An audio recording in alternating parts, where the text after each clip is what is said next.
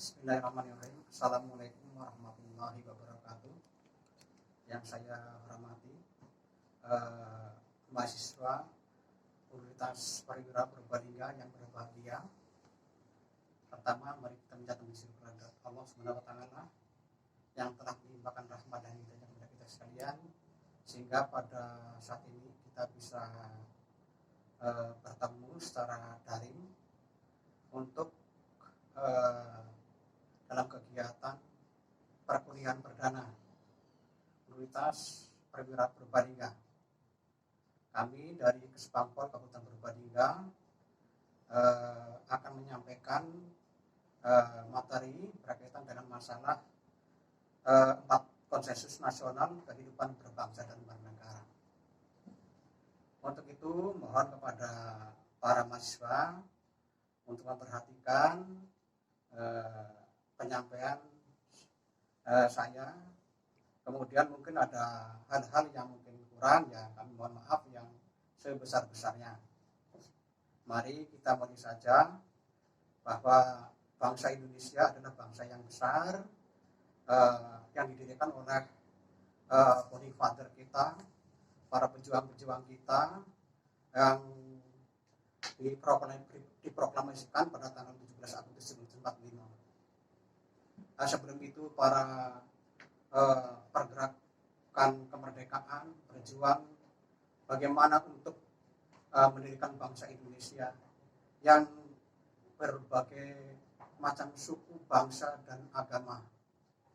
Untuk itu founding father kita telah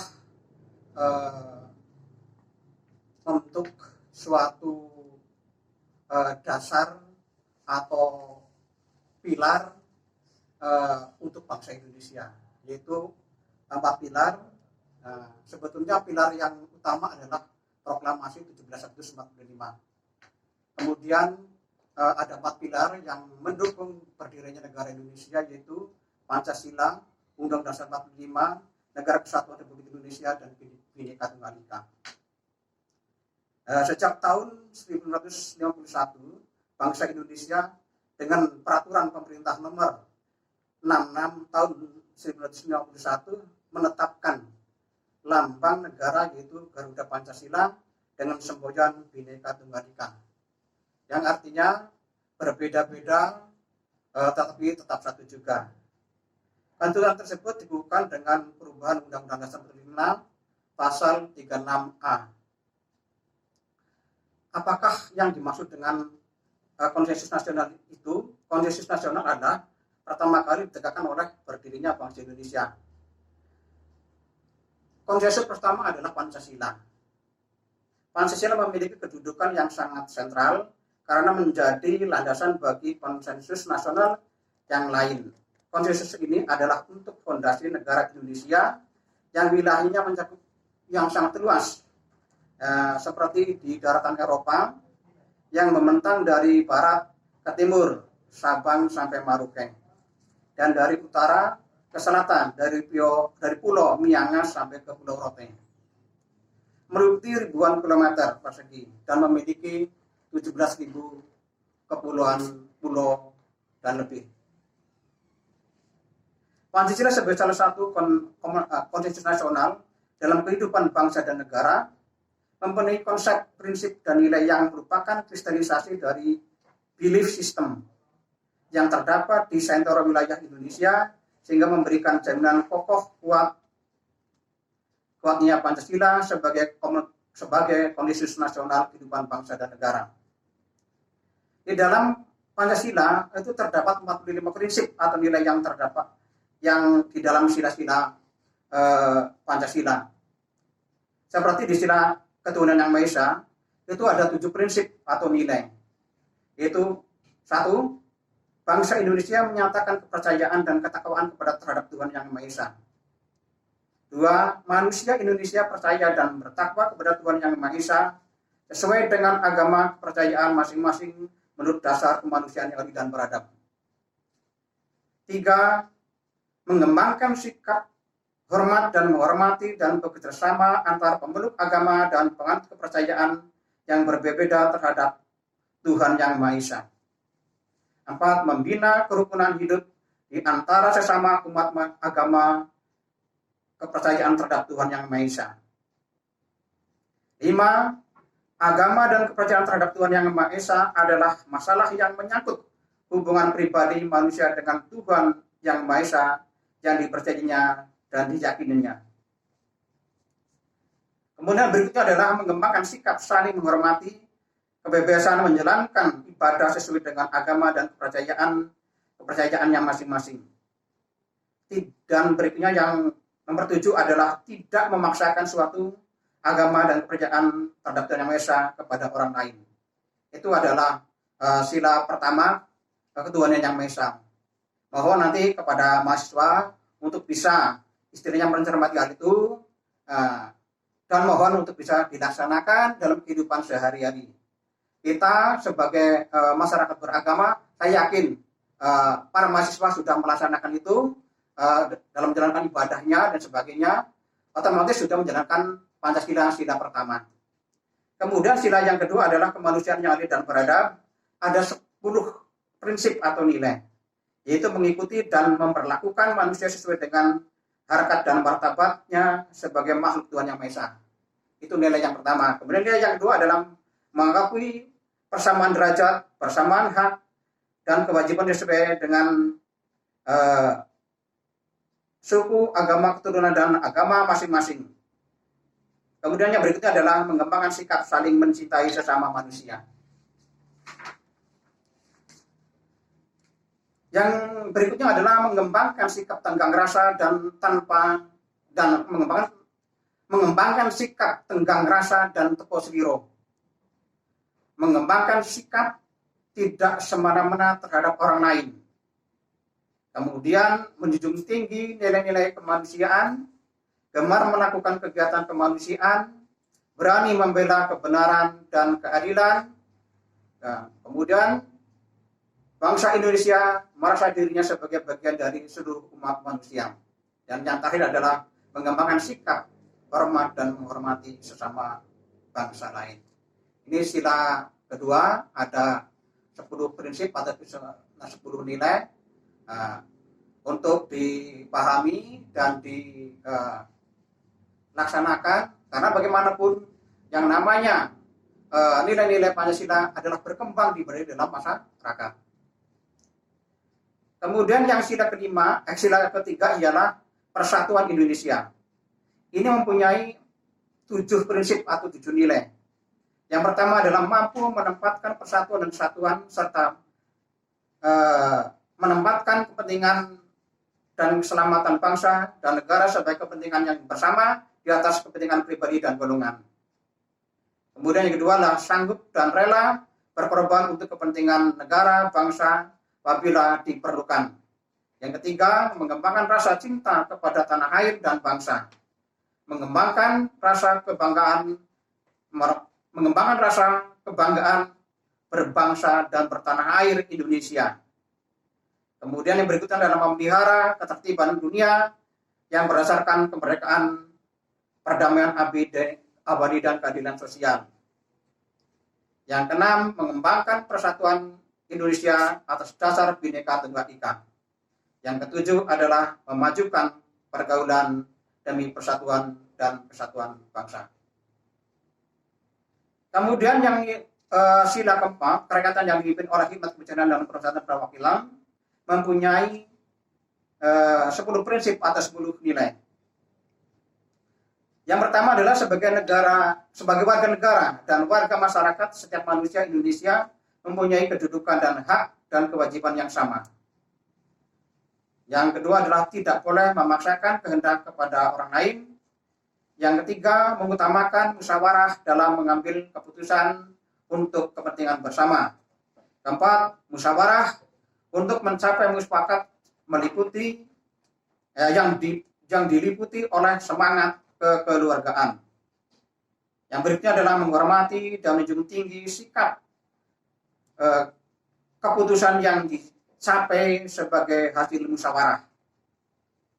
Mohon berikutnya adalah dengan itikat baik dan rasa tanggung jawab menerima dan melaksanakan hasil keputusan musyawarah. Kemudian yang berikutnya adalah Musyawarah dilakukan dengan akal sehat dan sesuai dengan hati nurani yang luhur. Yang berikut adalah keputusan yang diambil harus dapat dipertanggungjawabkan secara moral kepada Tuhan Yang Maha Esa, menjunjung tinggi harkat dan martabat manusia, nilai-nilai kebenaran dan nilai-nilai keadilan, serta mengutamakan persatuan kesatuan demi kepentingan bersama. Kemudian nilai yang terakhir atau yang 10 adalah memberikan kepercayaan kepada wakil-wakil yang dipercayai untuk melaksanakan permusyawaratan. Nah, nilai-nilai ini terhadap nilai-nilai yang berdemokrasi yang dilaksanakan di Indonesia, ya walaupun untuk saat sekarang mungkin adalah demokrasi langsung. Nah, sebagai utamanya adalah seperti yang sekarang, seperti pilkada sekarang akan dilaksanakan tanggal 9 Desember 2020. Kemudian yang kelima adalah sila keadilan sosial bagi seluruh rakyat Indonesia. Itu mempunyai nilai atau prinsip 11. Ya, yang pertama adalah mengembangkan perbuatan yang luhur yang mencerminkan sikap dan suasana kekeluargaan dan kegotong royongan. Yang kedua, mengembangkan sikap adil terhadap sesama. Yang ketiga, menjaga keseimbangan antara hak dan kewajiban. Yang keempat, menghormati hak orang lain. Yang kelima, suka memberikan pertolongan kepada orang lain agar dapat berdiri sendiri. Yang berikutnya adalah tidak menggunakan hak milik untuk usaha-usaha, ulangi, tidak menggunakan hak milik untuk usaha-usaha yang bersifat memeras terhadap orang lain. Tidak menggunakan hak milik untuk hal-hal yang bersifat pemborosan dan bergaya hidup mewah. Tidak menggunakan hak milik untuk hal-hal yang bertentangan dengan atau merugikan kepentingan umum. Suka bekerja keras, suka menghargai hasil karya orang lain yang bermanfaat bagi kemajuan dan kesejahteraan bersama. Yang terakhir adalah suka melakukan kegiatan dalam rangka mewujudkan kemajuan yang merata dan berkeadilan. Itu adalah nilai-nilai yang terdapat pada Pancasila. Nah, memang untuk kondisi sekarang nilai-nilai Pancasila memang kurang dipahami karena mungkin muatan-muatan pelajaran ini di tingkat sekolahan tidak begitu memperoleh jam yang semestinya. Nah, saya mohon kepada para mahasiswa, mari bersama-sama untuk sekali lagi menghayati, mempelajari nilai-nilai Pancasila supaya kita dapat berkehidupan bangsa dan bernegara dengan baik. Kemudian pilar yang kedua adalah Undang-Undang Dasar 45.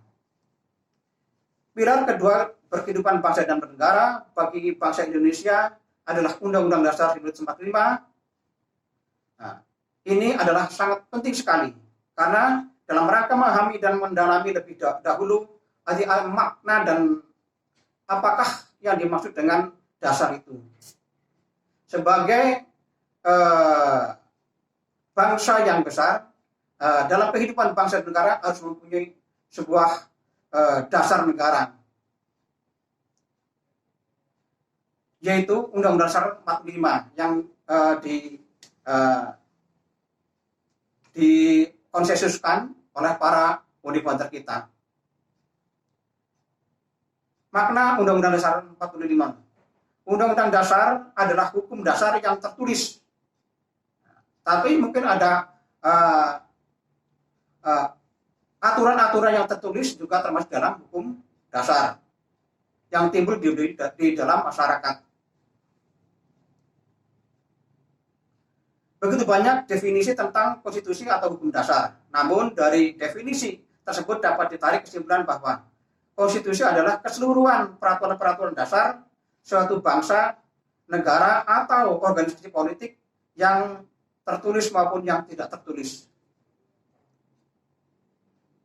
Berikutnya adalah berisi ketentuan-ketentuan yang menetapkan pendistribusian kekuasaan yang berdaulat pada unsur, unit atau lembaga yang terdapat dalam organisasi politik atau negara dimaksud secara horizontal dan vertikal dalam kehidupan bersama. Kemudian berisi juga peraturan-peraturan dasar tersebut mengandung prinsip-prinsip dan norma-norma yang mendasari kehidupan bersama. Kemudian yang berikut adalah mengatur hak dan kewajiban dari segala unsur yang meliputi dalam kehidupan bermasyarakat atau bernegara.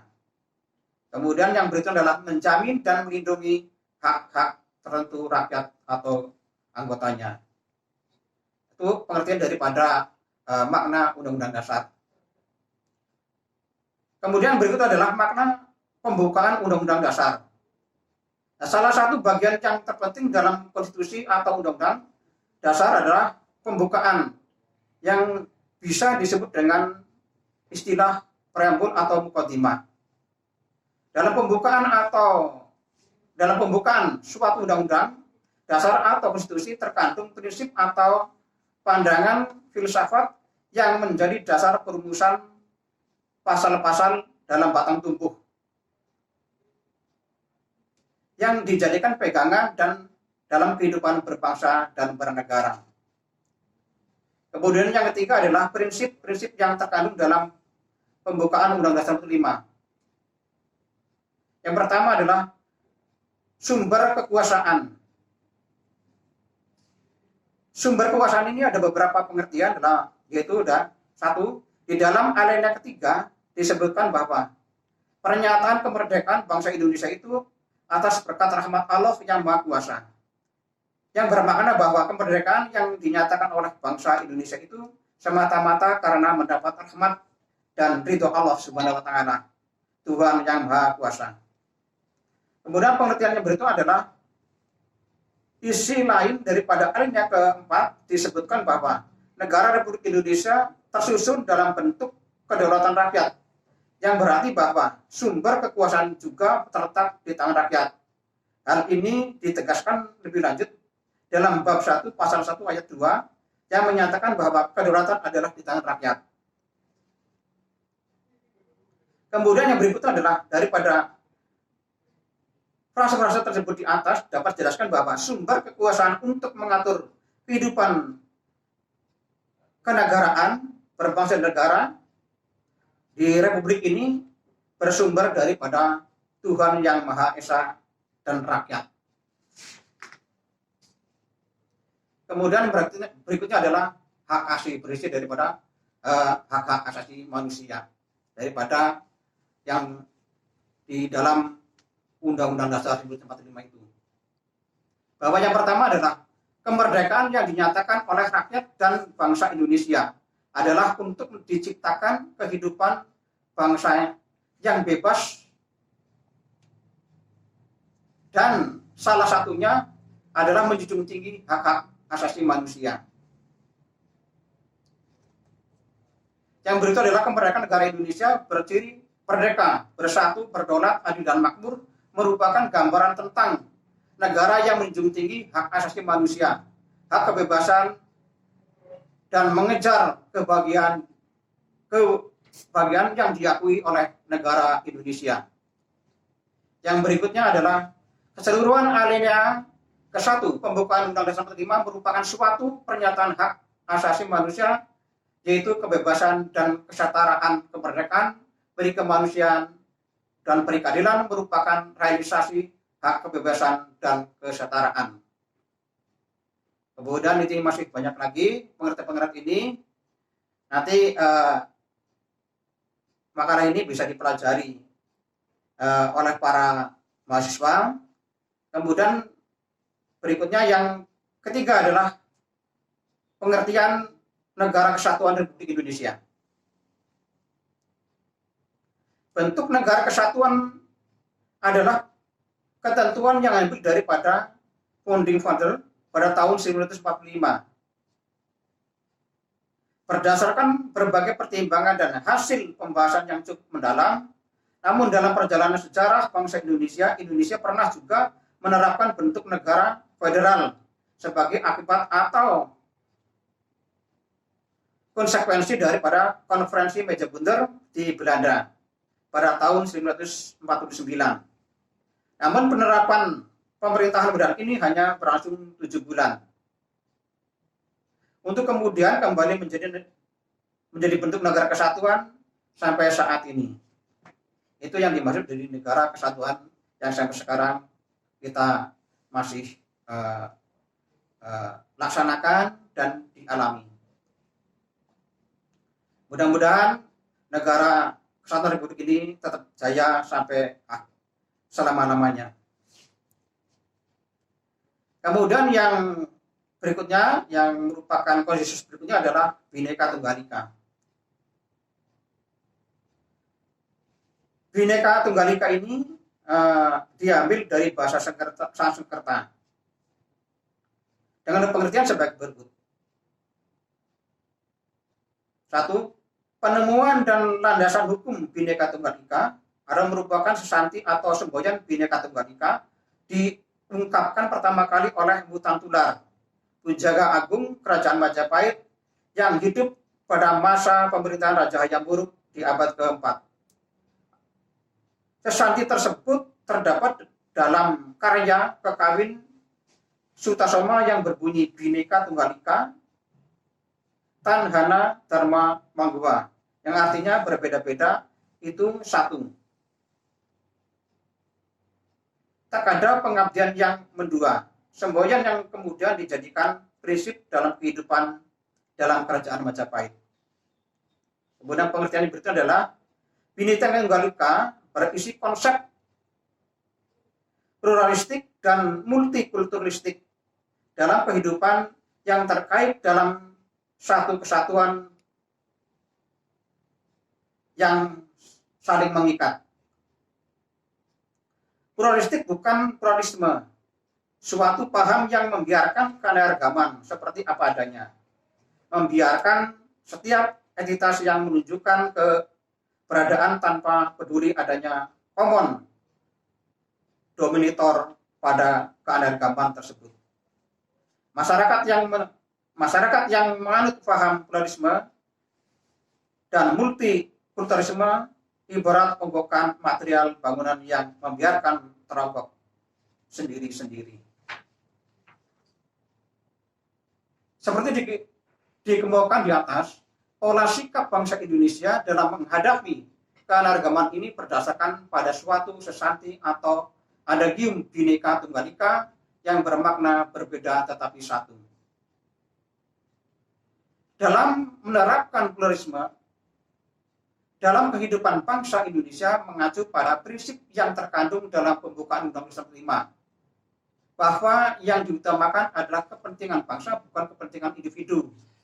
Berikut frase-frase yang terdapat dalam pembukaan Undang-Undang 45, bahwa sesungguhnya kemerdekaan itu ialah hak segala bangsa.